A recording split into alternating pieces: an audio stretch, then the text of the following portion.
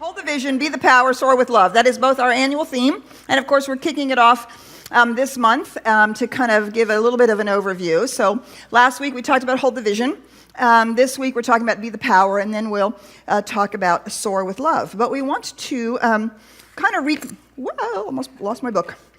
We want to recap last week a little bit to give us a springboard for this week. And I'm going to read from The Art of Life because Karen and I are re-falling in love with this book again and again. Oh my God. We actually were just going to sit up here and read you the chapter, but that would be not good. That would not be good.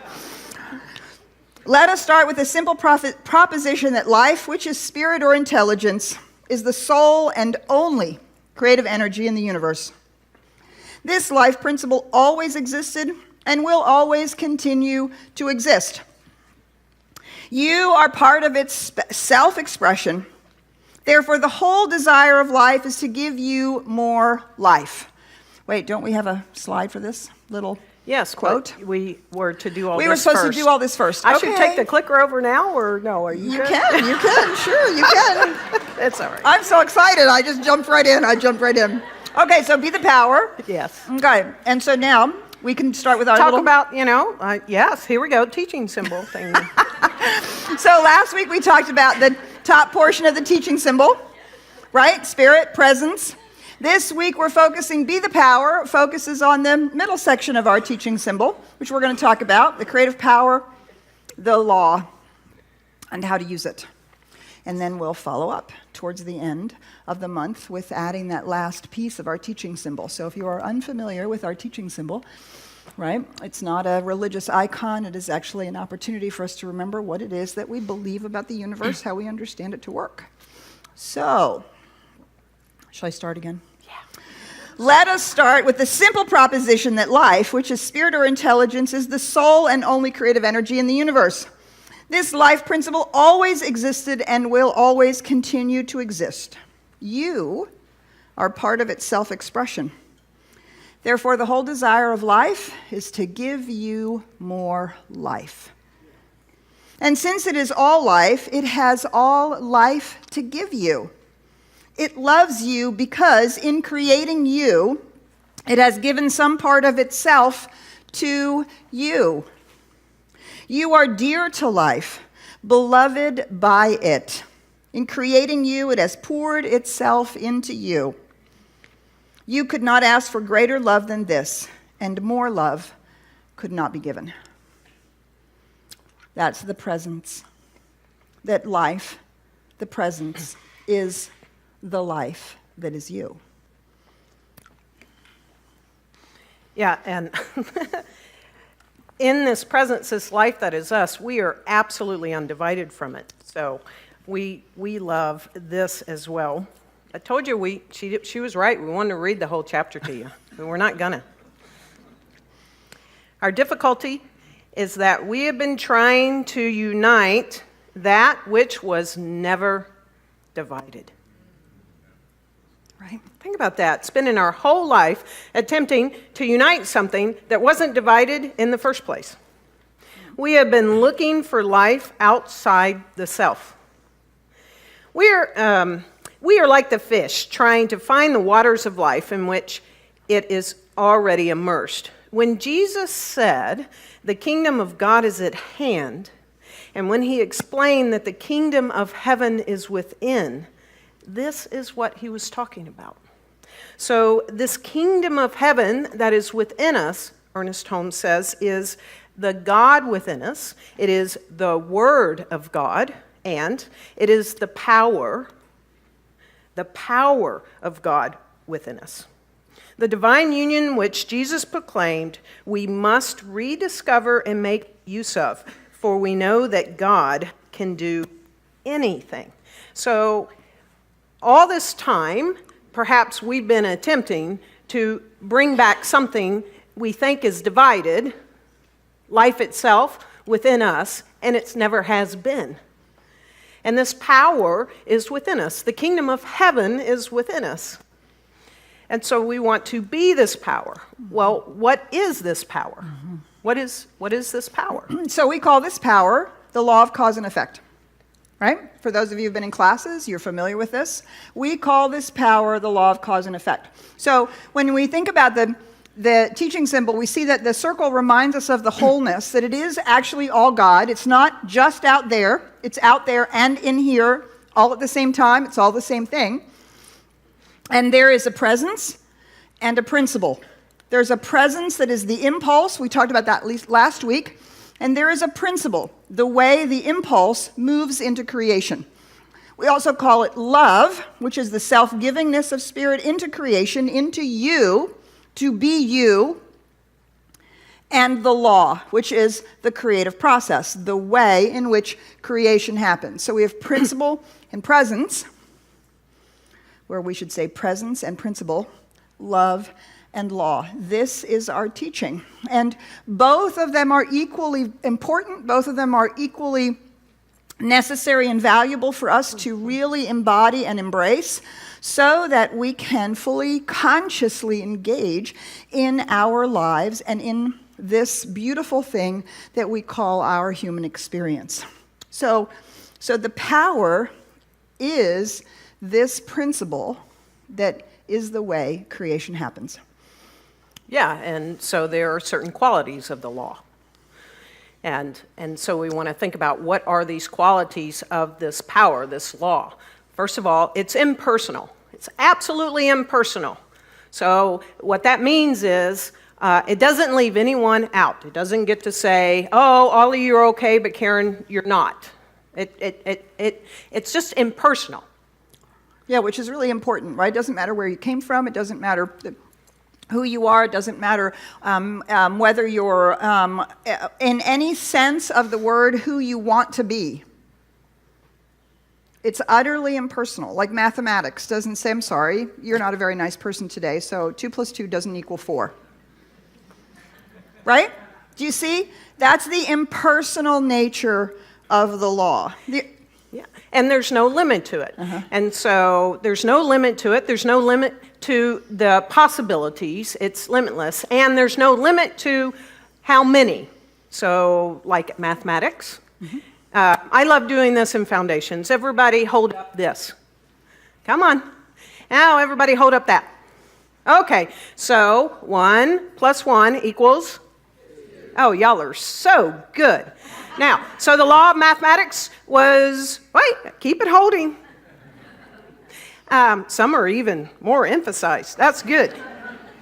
So the law of mathematics is always at work, right? And it's impersonal. We just talked about that. There's no limit. Did at any point the law of mathematics say, stop, we've got 14, can't do any more?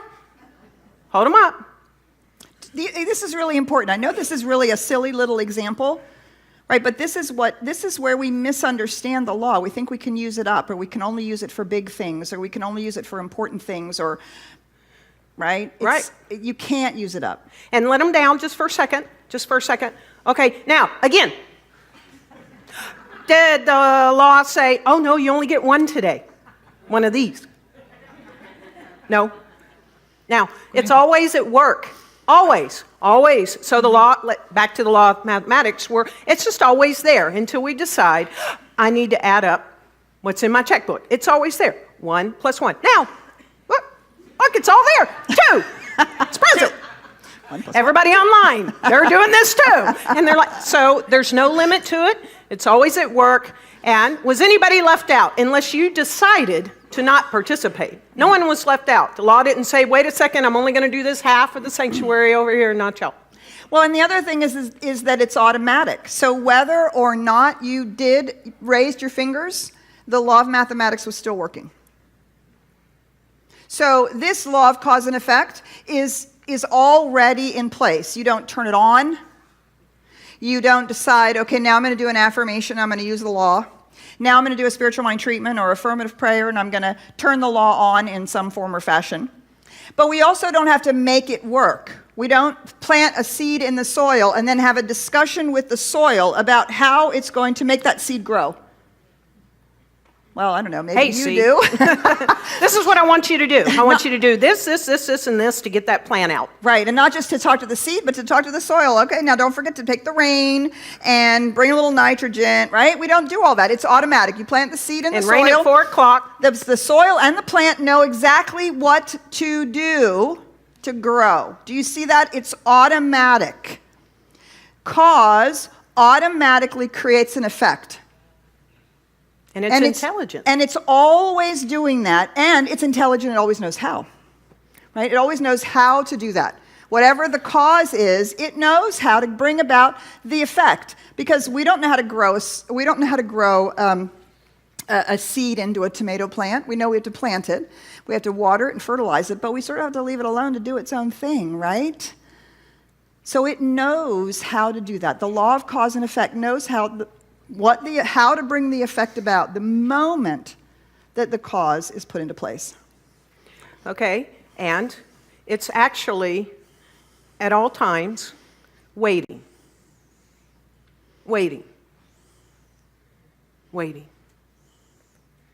for us to use it. There it is waiting. You ready? Go. It's happy. It's waiting for us to use it. Ernest Holmes talks about this. Yes, this one. It fell out. Uh-oh. It's all right. It is. It's on That's the all right. I know floor. where it is. That's why we wrote down the page numbers, too. Where did it say to go? Okay, right there. Right there. Always be prepared.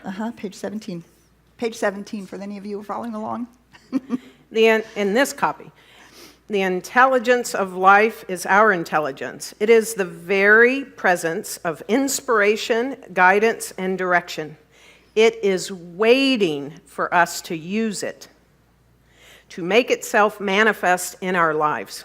This does not mean that it seeks to control us. It merely waits for us to use it. Now, I don't know about you, for me, and I think for many that I've met, we tend to get this backwards, all right? It is waiting for us to use it to make itself manifest in our life. We're sort of backwards. We're waiting for it to make itself manifest in our life, and we're not using it consciously. Right. And then we go, it doesn't work. So it's waiting on us to use it. Or we're waiting for inspiration, and we think that that's going to be Spirit and the law doing it for us. Right? Instead of us actually saying, no, this. Yeah, and so if it's waiting on us... You know, you're still shorting out. That is just so weird. I wonder if it's Wait your... a second. All right.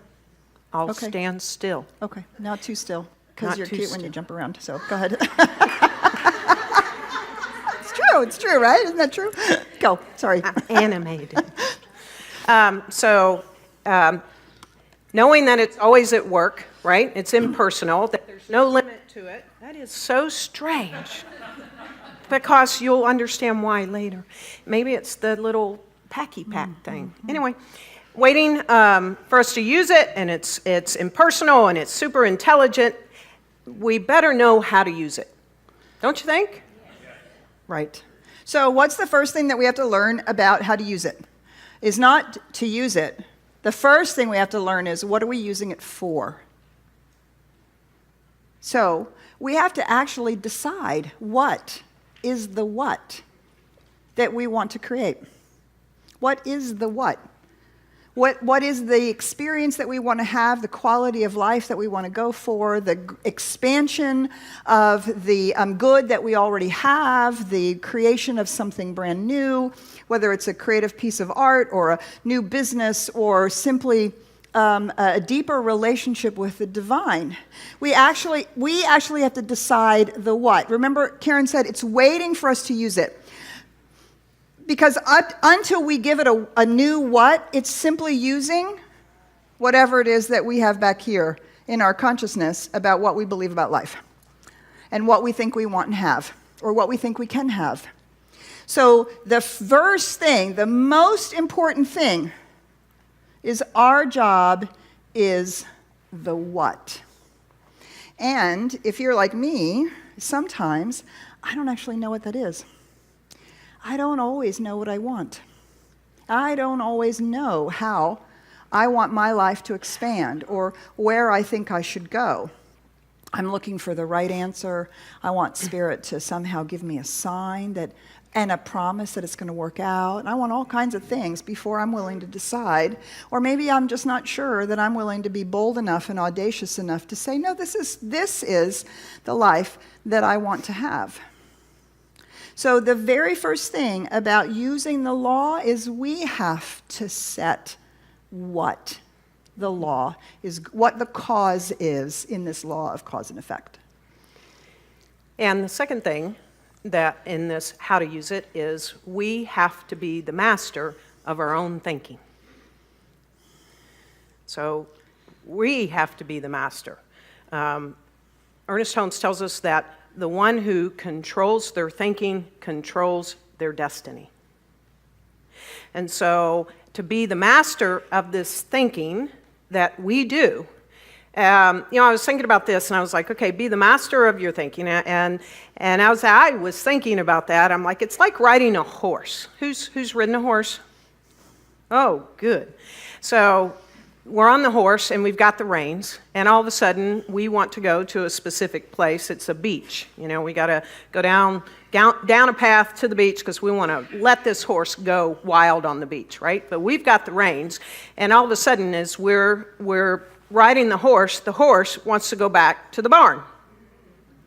As horses are wont to do. Carrot's back at the barn. And so it turns and wants to go back to the barn. Well, we want to go to the beach. So do we just let the horse go where it wants? No, we control it. We have the reins. We're controlling where this horse is that we want to go. And so we're controlling. We're the master of our own thinking. Yeah, and so when Karen was sharing with me that she had this revelation, I said to her, and maybe you already have made the same connection. This example is directly in alignment with Plato's example in the Republic from 500 BCE. Plato says that our lives are about two horses. We have the horse of our mind and a horse of our emotions. And we are the charioteer. And our job is to manage the reins. Now, we don't have to beat the horse. We don't have to haul it around and hurt its mouth, just make it go where we want it to go, right? We build a relationship with the horse, or the horses in this case. We build a relationship. We learn how to work with them, and we learn how to guide them where we want to go. And when our mind and our emotions, Plato says, are in alignment, and we are the master, it's not running, the horses, one or the other, isn't running away with us, and we are the master, then the chariot of our life goes in the direction that we choose. You see, this is what it means to be the master of our thinking. We're either thinking about the what, that is the cause that we're using the law on, or we're thinking about something that is the opposite of that cause. Do you see? We're either thinking about, in alignment with the cause that we are seeking to outpicture, the what that we have decided on, or we're thinking about all the reasons why we can't have it, how we can't have it, we can't figure out how to do it, we're not sure that we deserve it, we don't think it's really going to work out, we don't really know. That never happens. Right? Do you see? That's the horse going wherever it darn well pleases. And we're not taking the reins. So how to use the law is to understand that it is there, that we are using it, and we have to dwell on the good. We have to dwell on the outcome. We have to dwell on the abundance of the universe showing up as our abundance, the love of the universe showing up in our healthy relationships, the joy of the universe showing up in our ability to be content with our lives, whatever that is. You see, we have to dwell on the good. We have to keep our thinking focused on the what and the quality of God that what is bringing forward. We have to not allow the horse of our mind or our emotions to run away into lack and limitation. Mm-hmm. And as we're focusing on this what, we're identifying ourselves with our desires, we're keeping that in front of us, then that starts this process. And, last Sunday, for those of you who were here, this ear mic was causing problems, right? Who was here last Sunday? Mm-hmm. Oh, yay. Uh-huh. And repeat offenders, I love it. And so I stood up here and the mic wasn't working and we tried some other things and all this and I had to use a hand mic and I don't really like that and I just said, no, this is the last Sunday that I do this, right? And I focused on that desire and I said, I want a new ear mic. Well, we don't have it in the budget for, these little things are expensive. They're very expensive. And I held on to that desire. This is one small. I identified myself with that I would stand in front of you this Sunday. And as it turned out, there's a woman, Karen Matthews. Hi, Karen. Hi, Karen. There's a woman in North Carolina, that's why I'm waving there, that's been watching us for 4 years. And she's been watching our talk. She's been engaging with us recently. She's been sending us emails. We've been answering. And she gave a donation. And she marked wish list. She specified something on the wish list. And so she gave a donation. Thank you, Karen. And then she said, well, is there anything else you want? I wrote back, an ear mic. Oh, my gosh, it would be so great. And she was like, okay. And she gave another donation. I didn't have to know the how. I'm like, I didn't focus on it's not in our budget. That's just not. I just identified with an ear mic standing in front of you so that I didn't have to hold this. Right. So we identify it with our desires. We dwell on the good. We turn away from the negative. And there is this fabulous quote that you're going to pull out of the book. Yes. Because Karen fell in love with this quote, actually. She read it to me 4 or 5 times in the last few days, which I thought was really great because I really love this quote. All right. You are using the law of life every time you think. Oh, wow. Okay. There we go. We are on page 22. No, wait a minute. You need to go back because we have skipped this fabulous quote right here. Oh, yeah. That one. That's the one you've been reading to me. Oh, okay, well, and so this is another how to use it. We are still in how to use it. Yes, we are. Yes. if we had missed this. Right. Okay. Negative forces operating in our lives will die a natural death if we practice the habit of being disinterested in them. Take a picture of that. We are so overly focused, I think, on what's our negative cause and how are we creating this and, why are we doing these horrible things to ourselves? We become obsessed with the lack and limitation. We call our friends and we talk about how awful it is. And on and on and on, all the ways in which we are interested in what's not working. Right? And in our own negative thinking. We either habitually live in our negative thinking or we are habitually trying to fix our negative thinking. They will die a natural death if we simply stop thinking them. Do you see? So this is the fundamental practice. This is the cornerstone practice of how to use the law. The cornerstone practice of the law portion of love and law, right? Presence is the practice for love. This is the practice for law. Are you ready? This is the discipline of your mind. Yes. The discipline of your thinking. You must take the reins. And you must take the reins and focus them toward where you're going, toward the good, toward the outcome that you want. The negative thinking will simply die a natural death. What we tend to do is, well, there's a part of me that wants that, but there's another part of me over here that doesn't feel it, feels bad, it's hard, blah, blah, blah. But there's a part of me that knows the truth, but there's this other part of me. Remember what I said last week? This other part of you is not the truth of who you are. That's the human excuse. That's the lie. We stand in that place where we are the charioteer And our negative ideas will simply atrophy from lack of use, right? What do they call it in neuroscience? Synapses that fire together, wire together.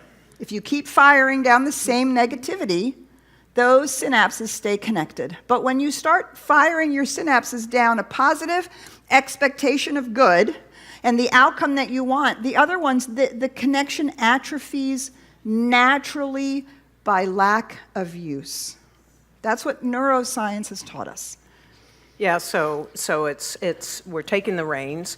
We've got to have that discipline to every time there's a thought of lack, anytime there's a thought of limitation, anytime negativity comes up, that's the horse going for the barn.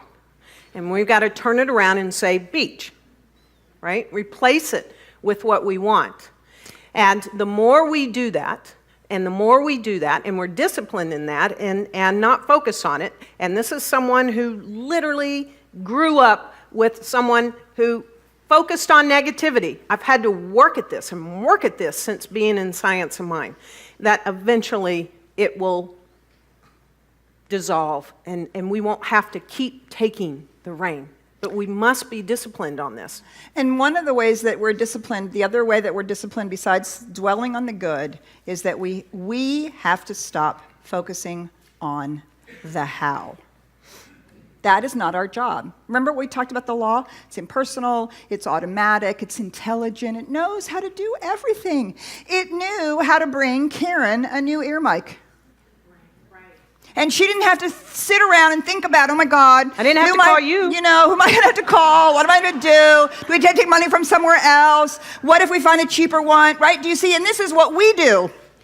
So we don't pay attention to the what. We go we blow right past the what into the how. And we're busy figuring it out, and the law's just like waiting. Okay, whenever you get around to it, I'm happy to help. Tell me what. We're figuring it out, what we're going to do. And of course, we're changing our mind every 5 seconds. We're going to do this, and we're going to do that, and we're going to do this, and we're going to do that. And the law's going like, oh, I'm so confused. Okay. It is waiting for us to use it. Now, it is always operating, but what that means, it's waiting for us to use it consciously. Dwell on the good, pick the what. Stay disciplined and focused, and get out of the how. Right, that's the law's job. That's the law's job. Now you can read that. Well, we would have missed 3 hows. I know, we would have. We'd have blown right past them. That's not good. Okay, here we go. We're on this one. We're on this one. All right, you ready? Okay, you are using the law every time you think. Both the good news and the bad news, right? Let's say that again. Smile when I say this. You are using the law of life every time you think. No matter how long you may have been using it wrongly in your ignorance. This is Ernest Holmes. Right, which would mean negatively, right? Here's the good news. The very day, that hour, yes, the very moment you begin to use this power rightly, we've just said how, right? The effects of having used it wrongly will pass from your experience. Yes. Yes. Right? Because why? Because the law is automatic. Do you understand that? That's the whole point here. Because we're using a law. It's automatic, it's impersonal. It doesn't say, well, you were thinking that negative thing for a long time. I think you should experience more of that for a little while. Or you can't do this right because you've done it wrong all this time. The impersonal, automatic, intelligent knows how to do it. Do you see? This is why it's so important to understand this law of cause and effect. And he gives 3 beautiful examples here in this. He says, does it make any difference how long a room has been dark when you introduce a light? Ooh. Mm-hmm. Mm-hmm. Yes. Another one. How long the earth has been parched when refreshing rain comes to bring new life. And a new seed time and a new harvest to the fields. Doesn't matter. Doesn't make any difference how long we've been thinking toward that which we don't want. The moment that we consciously use the law towards what we do want, the cause has been set in motion. That in that moment, right? And you can do this. Mm-hmm. You can do this. We teach all kinds of tools and techniques here in all of our classes on Sunday mornings. Meditation, one of the reasons why we're introducing all these new meditation times is because one of the things we learn in meditation is the discipline of our minds and our emotions, and recognizing that there is an us, an I, that can actually see and observe those and not get overtaken by them. So we have Karen has a foundations class coming up. If you haven't been in foundations yet, or you haven't taken foundations for 3 or 4 or 5 years, this is a great opportunity to jump back in. These are the places where we learn these tools and techniques. Now, my experience with these tools and techniques is it takes in foundations, it takes us 12 weeks to teach you the basics. Is that enough? What do you have to do after that?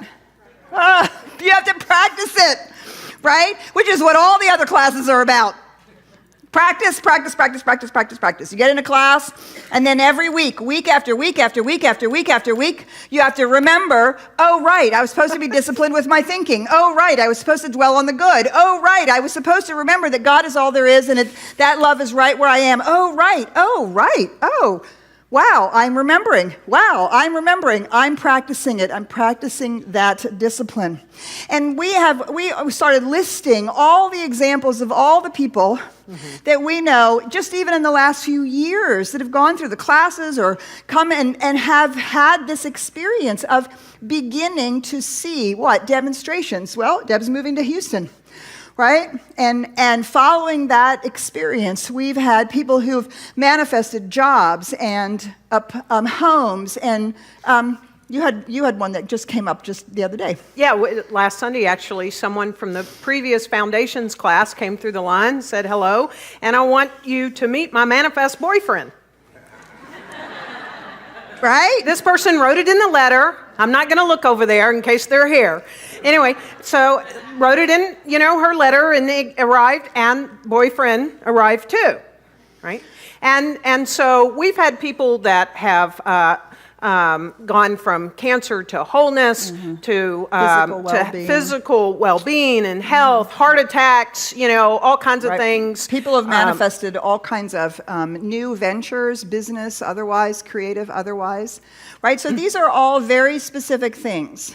But what I also know is the number of people who, it certainly was my experience, when I came into Science of Mind, I was a hot mess. Ooh, man, it was not pretty. You didn't want to know her then. It was not pretty in a lot of ways. And over the course of learning these principles, beginning to understand the tools and techniques that would teach me how to use them, and then the practice of them, my life is completely different.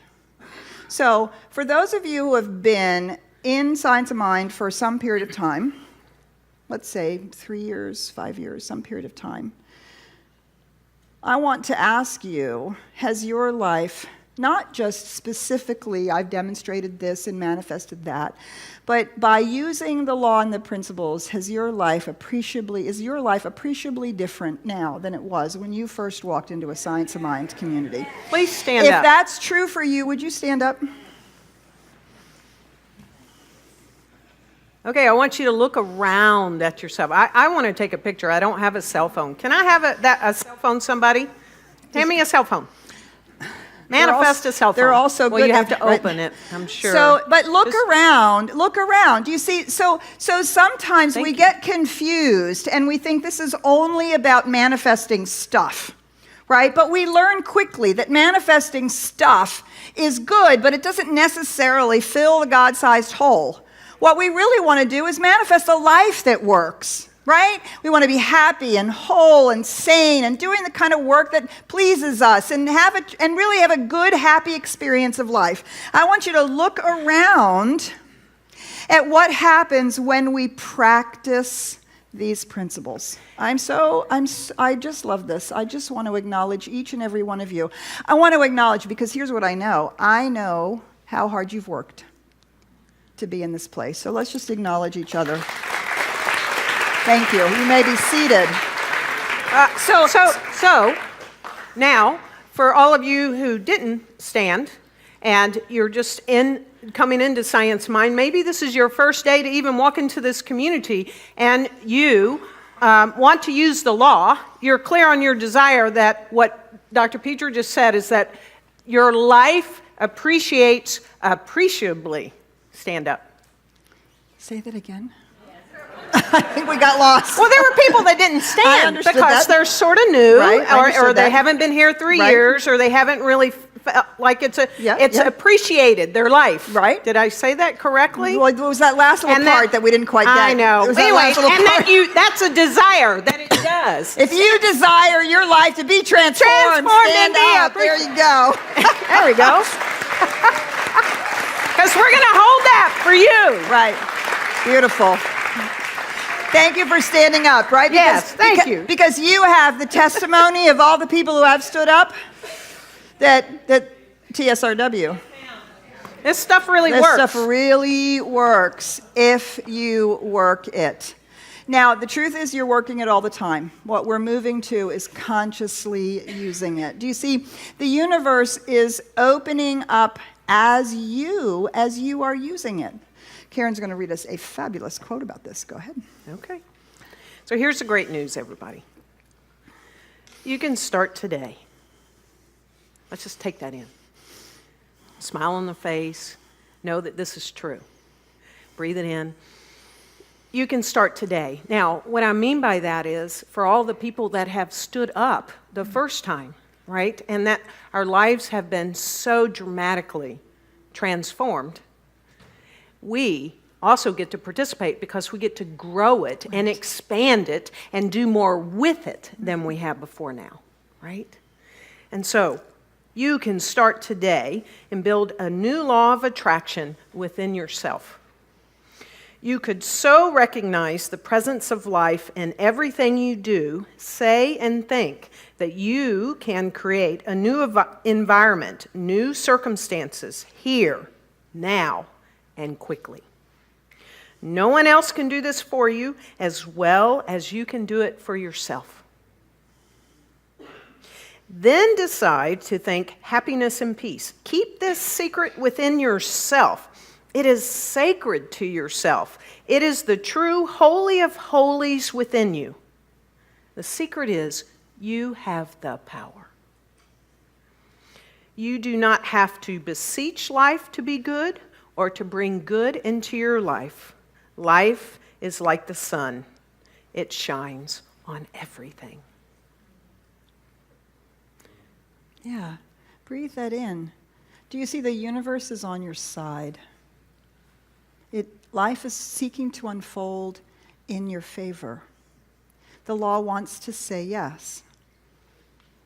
And your desire for a whole, happy, sane, fulfilled life that is not chasing after things outside of you to make you happy, but is expressing in an overflowing joy with those things that you are creating, that is the universe's impulsion as you. That is what the universe is seeking to be as you. You are the place where the universe is actually awakening to the fact that it is creative. And up until this point, the creation of life itself has been on that sort of macrocosmic, somewhat generic, statistically oriented way. But when we wake up and are conscious about how to use the law, do you see, we are actually furthering life. We are now the place where evolution is happening. We are the place where new creativity is unfolding. We are the place where more love, more joy, more hope, more abundance, more health, more good is seeking to express itself in ways it's never been expressed before. For ourselves, for our loved ones, for for the world as a whole. Do you see? This is what your life is about. This life right here, this is your playground. Every time that you experiment with something that grows your heart, fills your soul, gives in some amazing way to somebody else, lifts lives, fulfills passion, every time you do that, you are fulfilling the life of the divine in a way that only you can.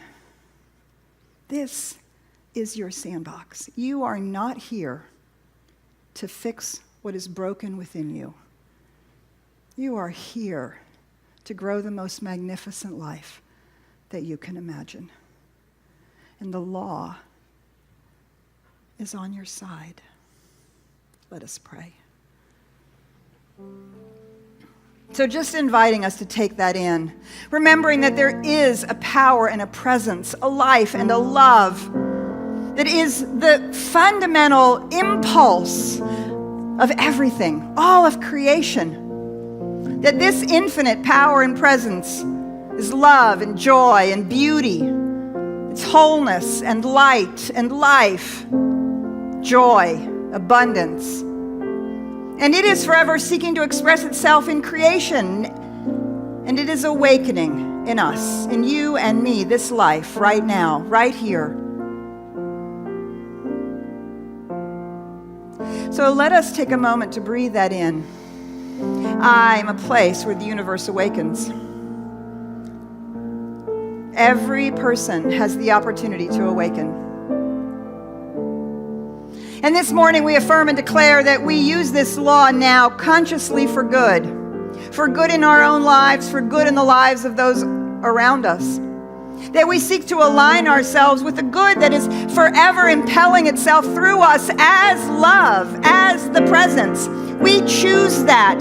We dwell on that. We discipline our consciousness to be about that. And as we do that, life flowers. Our life flowers. All life flowers. Our planet is renewed. People are restored. Life is brought into its health and wholeness in ways that we can't even imagine, because we are aligned with that infinite power and presence. And if you, like me, stand with me in this truth, let us affirm it together by saying, and so it is.